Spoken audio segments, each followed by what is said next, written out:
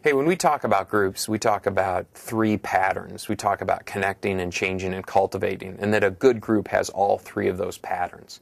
I want to talk to you about connecting and a great way to help build that pattern in your group.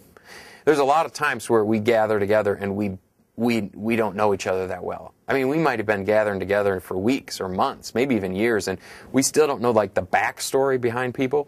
So I want to teach you a way to help people reveal who they really are in about 2 minutes per person, okay? So all it involves is an index card like this and a pen like this.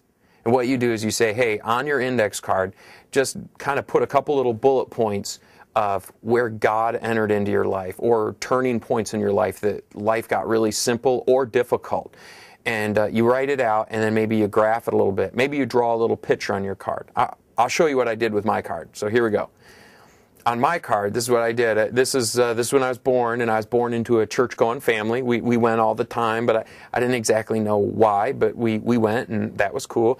And all along the way, I kind of felt a certain sense like maybe I should be living different, but I didn't know why. And then in high school, I started making some really poor choices, like a lot of high school kids do.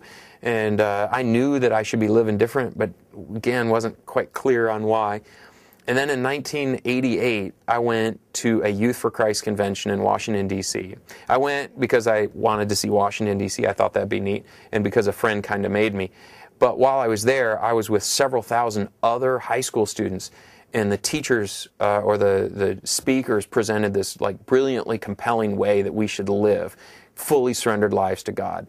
And it sounded good to me. So in 1988, I kind of recommitted my life to Christ. And I wouldn't say it got real easy, but I started reading my Bible regularly. I started trying to walk closer to God and pray and be part of Bible studies. And big changes started to occur in my life.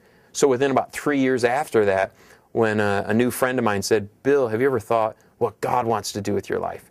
And I said, well, sure I have. And then I realized, no, I really haven't. I haven't actually asked God, what do you want to do with my life? So I was driving home from that conversation, and I prayed, okay, God. And I prayed with my eyes open because it's dangerous to drive and pray with your eyes closed. I said, okay, God, what do you want to do with my life? Now would be a good time. I'm thinking about being a school teacher, unless you have another idea. And in 1991, he said, I think I want you in the church in a staff kind of way. And I thought, a pastor? Me, a pastor? It seems so strange to me. But it was a turning point. I went to Bible college right after that and seminary. And it was a big turning point as I was growing in my knowledge of God and kind of the awareness of how I should live. And kind of the next turning point's 1996 when I met my wife, when I married my wife. And we started going to a dynamic new church. And within 2 years of that moment, I was on staff at that dynamic church, and it was growing, and we were having a blast. But all throughout it, I can look back and go, God was part of the story, moving me along, challenging me to be a better follower to Him and to be more faithful in my walk with Him. So here's the question.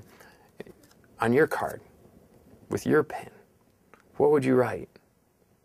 Take a couple moments and do that. It's that simple. And you ask everybody in your group to do this, and within an evening, you will know each other better than you've ever known each other before.